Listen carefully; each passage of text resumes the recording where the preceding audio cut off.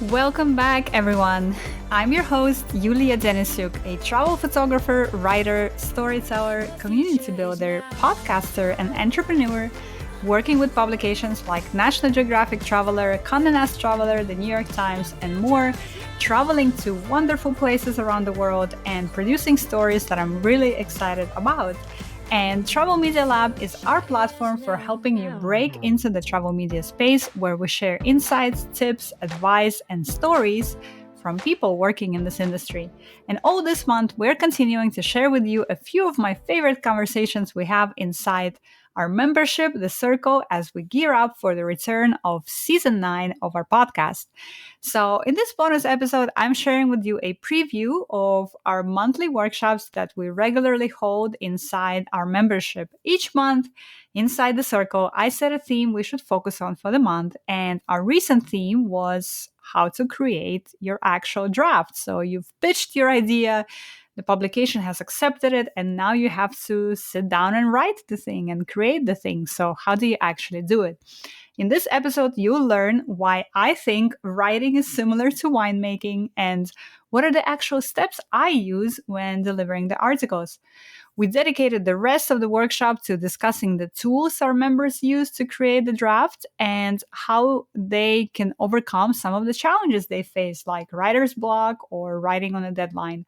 I also answered some questions from our members, and this whole workshop and all of our workshops are available to you when you join us over at travelmedialab.com/circle. And I just want to remind you today that at the end of this month, on Friday, June 30th, we will be closing open enrollment to our Circle membership until further notice. So if you've been considering joining us, this is your chance right now. Join us before Friday, June 30th, because after June 30th, the Circle enrollment will be closed to the public. So join us now to get in on all the activities, all the insights, and all the support we have inside the Circle. All right, now let's dive into this episode. All right, awesome.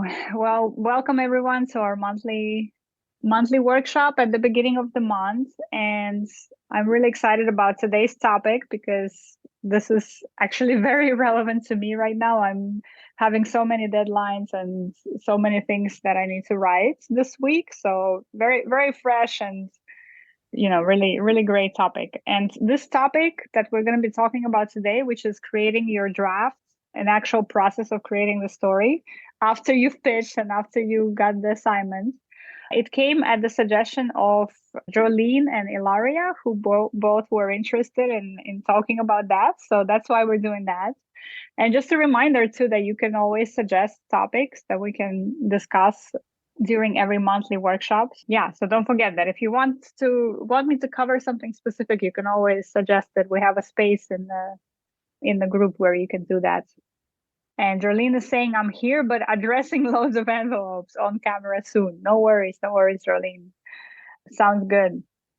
So yeah, let's get started. So what we're going to do today is first I'm going to take you through sort of my process of how I create the drafts. And again, right now it's super relevant for me because I have multiple drafts due last week and this week. And then we're also going to spend some time on looking at the document that Jolene has shared with us kindly from a workshop that she attended with the Wonderful Network, where the editor from Photos came on and she was talking about what she expects from a draft submission. So we're going to cover that as well. And Jolene also kindly agreed to share some notes from that or give some color to that document as well. All right, awesome. Well, let's get started. And as we go along, also, as always, you guys, if you have any questions, just stop me right away. We can have a discussion right away. Totally informal and stress-free environment here. All right, cool. So let's say that you're in this space, right? And by the way, most of you have already had to be in the space of writing the draft and submitting a draft. So I would also love to hear about your process and how you do it. But here we are, right? So we had an idea, we developed the pitch, we pitched an editor, we got the assignment. Now we have the deadline, and now we have Now we have a word assignment as well. So the editor said, 800 words or 1200 words or whatever. And I'll talk about words as well, word count. So now we have to actually write the thing, right? So before I go into the process of how I do it, I want to say that always negotiate on the deadline as well if you have an opportunity to do so, because sometimes the editor can be pretty aggressive with the deadlines. Not all the time, but I have experienced that before. Usually they're okay. Usually they'll give you 2 to 3 weeks on average to fill in to file your draft, and that's pretty good. But again, also look at what's happening in your life, look at your calendar. Maybe you need a little bit more time, and that's totally fine to negotiate that. Hi Laria, good to see you. Happy that you were able to join us. I just had to request an extension, for example, for one of my pieces, because I originally was going to had to deliver it last Friday, but because of my last minute trip to Spain, my whole schedule basically went crazy, and I wasn't gonna able to do that. So I wrote the editor and I said, hey, can I get a 1 week extension? So he told me actually no, and it was the first time that I didn't get the full extension that I asked. But he gave me until Tuesday, until tomorrow. So he didn't give me a full 1 week extension, but he gave me a couple of days, which was fine. I'm almost done with the draft now. And that's because, on their end, you also have to understand that when they give you those deadlines, they slot things into their publishing calendar, right? So now this editor is expecting on the stories to be published by the beginning of next week. And so that's how he explained that he couldn't give me the whole week extension. He gave me a little bit of extension because when they receive the piece, they have to give you rounds of feedback, and maybe there's some light editing, etc. So they count that buffer time, and then they say, okay, it's going to be published here. So but in any case, asking for negotiating for your deadline that feels good to you is always, I recommend that always. And then if you need to ask for an extension, please do. Like, don't be afraid to ask for an extension. And I'm telling you this because I remember when I was starting out, I was afraid to ask for that extension, right? Oh my God, how is it that I don't deliver the piece on a date that we said I will? But you know what? Things happen. We're human, and sometimes you need to move things. So it's absolutely fine. So, all right. So again, you got the pitch accepted, you have your word count, and now you have to write the thing. So how do you actually do it? So here's how I start, right? So first of all, I always start with the pitch. I literally copy and paste my pitch that I pitched them into the document. And this is my starting point. And this is why I always recommend writing your opening paragraph in the pitch, because it will be an excellent breadcrumb and an excellent starting point later on. Sometimes from the time you wrote the pitch and to the time that you actually have to write the story, it takes a while sometimes. Like in this case right now, the story I'm working on, the trip happened 2 years ago, summer of 2021. And I've been pitching it and pitching it and pitching it. And finally this pop took it, right? So now 2 years later, I have to write it. So the fact that I have that pitch in the opening paragraph, it's an excellent starting point for me to start. So that's step number one. Copy paste the actual pitch, start with the opening paragraph. Step number two is create the outline of the story, right? What are the actual important parts in the story that you need to talk about? Who are the main characters? Maybe there's something that you learned. Maybe there is something special that needs to be part of it, right? Just map out the outline of all of the pieces that you want to mention in the story. And the outline, to make your job easier, it's good to create the outline at the time of pitching, because at the time of pitching you will have a pretty good idea of what the story is, right? You've done some research already, major characters, you kind of know what the story will be. So it's right. I recommend that at that time you can create a basic outline. However, I actually don't do it that way myself. I think it's good to do it that way, but I don't. To be honest, I create my outline when I have to write the draft, not when I write the pitch. But in either case, create an outline, right? And have those important parts of the story. So now you have two starting points. You have the opening paragraph from the pitch and you have the outline. Okay. The next step that I do is probably one of the most painful, for me at least, and I think for many writers. Now that you have the outline, it's time to fill out each outline section with actual words on the page. Putting actual words on the page, right? And for a lot of people, this is very painful, myself included. Sometimes it's really painful to just sit down and start writing. So, what do I do to get around that? In this part of the process, the goal is not to create the most beautiful copy and language. In this part of the process, the goal is to brain dump everything you know, everything you want to say about that particular section onto a page. And it's sometimes hard for us because we get tripped up on, oh, is this the right word? Or is this the best way I can say it? Or, is this good enough? Right. And so we get tripped up by that. Our brain starts playing tricks on us. So how do I get around it? I try to trick my brain into not participating in this process. And what do I mean by that is that when I have a draft due and I need to put a lot of words on a page, I try to wake up 2 hours early from when I usually wake up, and I try to write in that state. So your brain is not even awake yet at that point. I don't even go brush my teeth. I don't go get coffee. I don't get started with my day. I literally get up at 5 a.m. Let's say I usually wake up at 7. I wake up at 5. I'm still like this.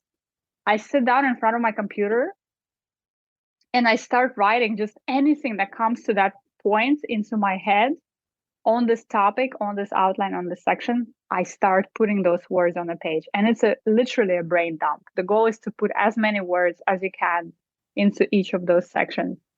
And what I also do is I put one song on repeat. One song, same song on repeat. And that has been proven scientifically to help us get into a state of flow. Because what we're trying to do here is we're trying to silence that brain, right? That says, oh, this is not good enough, or oh, how do you say it? Or oh, it's not the best copy in the world, right? So we're trying to silence all of that and just literally get everything that you know about the story, about this topic onto a page. Sometimes I combine the two, right? So I wake up early and I put the song on repeat. Sometimes when, like, for example, right now I'm traveling, I had a train ride yesterday from Granada to Valencia. I needed to put those words on the page. So I did that on the train, right? So I'm already awake, but still I put one song on repeat. And for 3 hours, that's what I just did. I just wrote.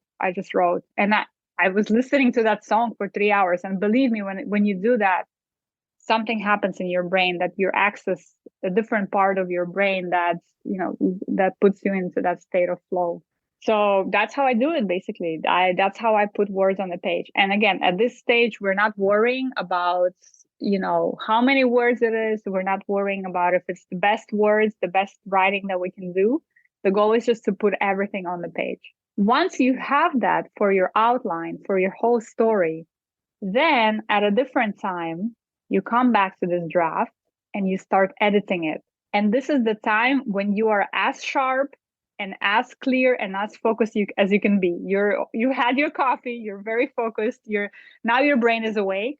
And what you're doing in this stage is you're now editing ruthlessly.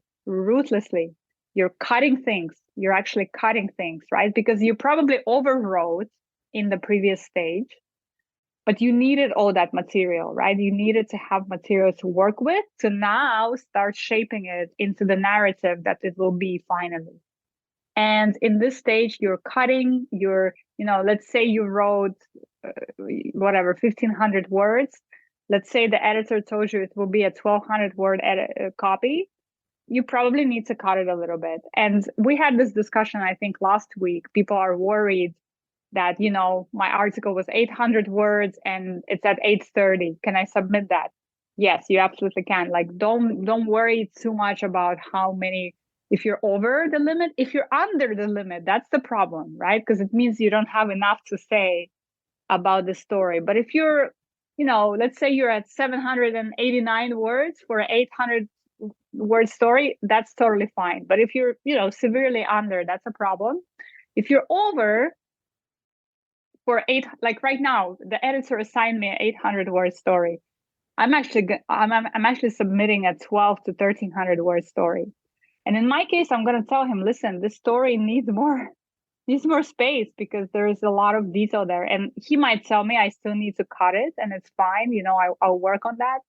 But don't worry about over submitting pieces. Worry about under submitting. There is one exception to that, and that is print. Right? When we're assigned print stories, then that word count is pretty strict. And that's simply because they have to do layout, right? So they actually don't have extra space.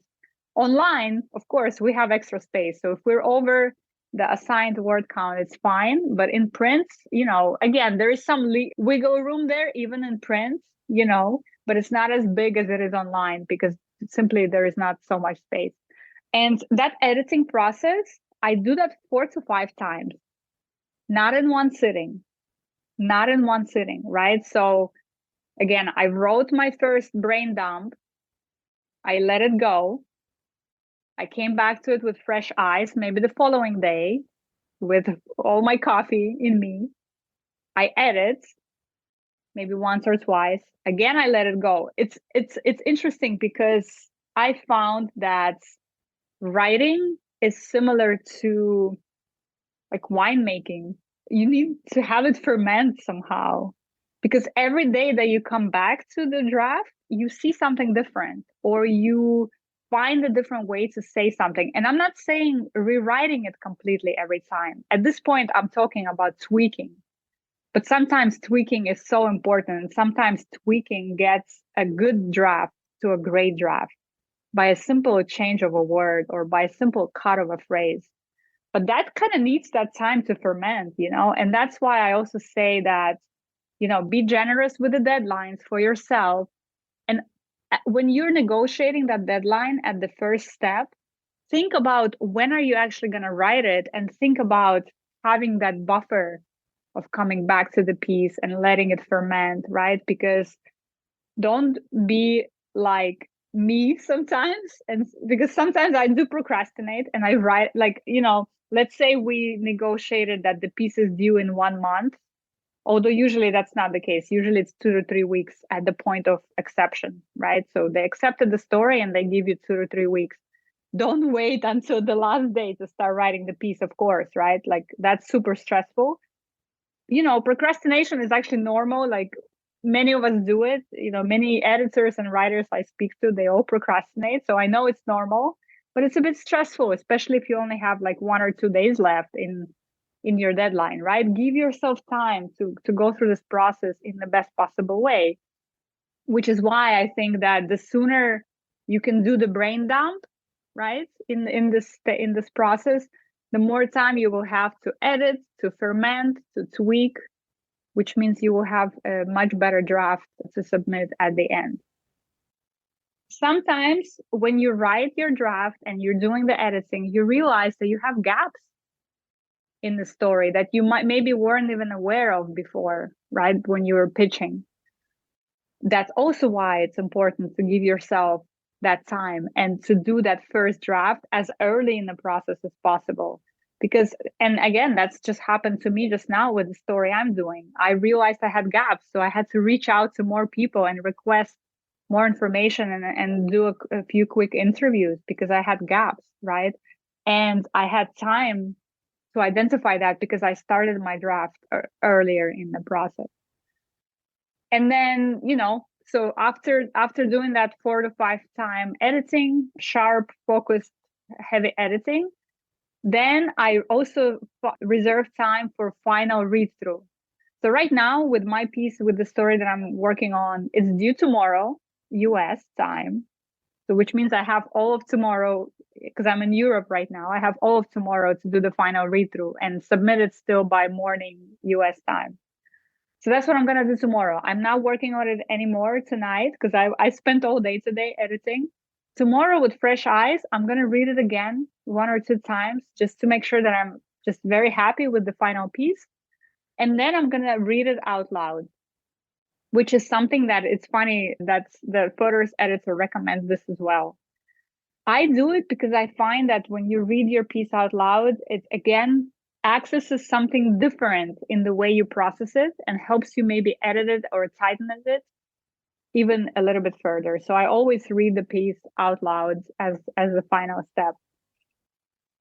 And that's pretty much it. I talked about the word count already, that we don't want to worry about word count too much. And then also sources. So all of the sources for the story, if it's a link to another article or a study or something, then I always link to it right in the piece. And if it's a source like an interview or something, I just add it at the end. I say, sources, and then I add all the sources that I interviewed in the piece. And that's it. And then I send the email to the editor and see what they have to say with feedback, etc. And that part, to me at least, is super exciting. I love getting feedback from editors.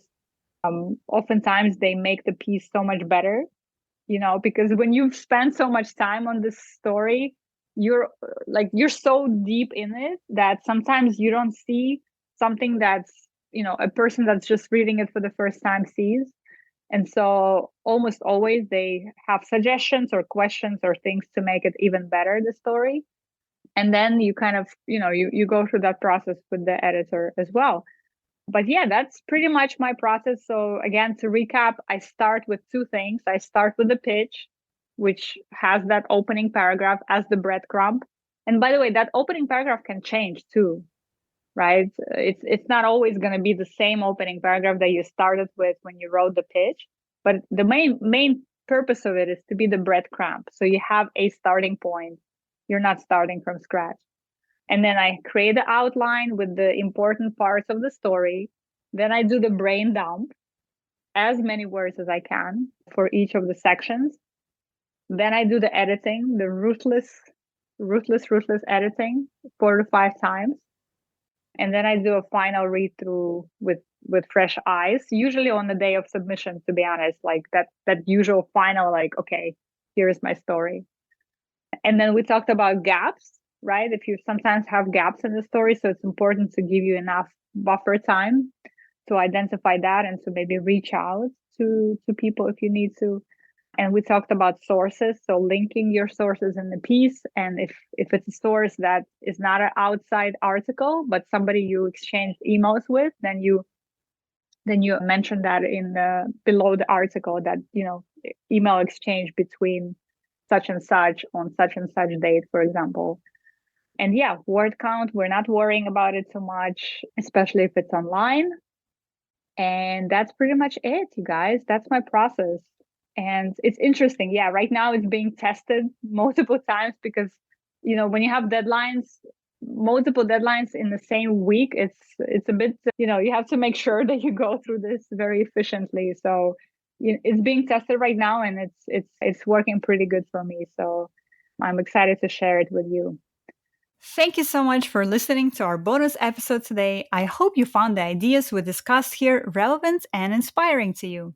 And if you're looking for support, opportunities, and community in the travel media space, consider joining our Circle community, where we have conversations like the one you just heard on a regular basis.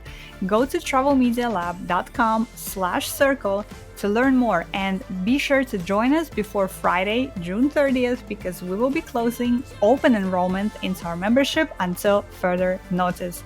Thanks again for listening, and I'll see you very soon.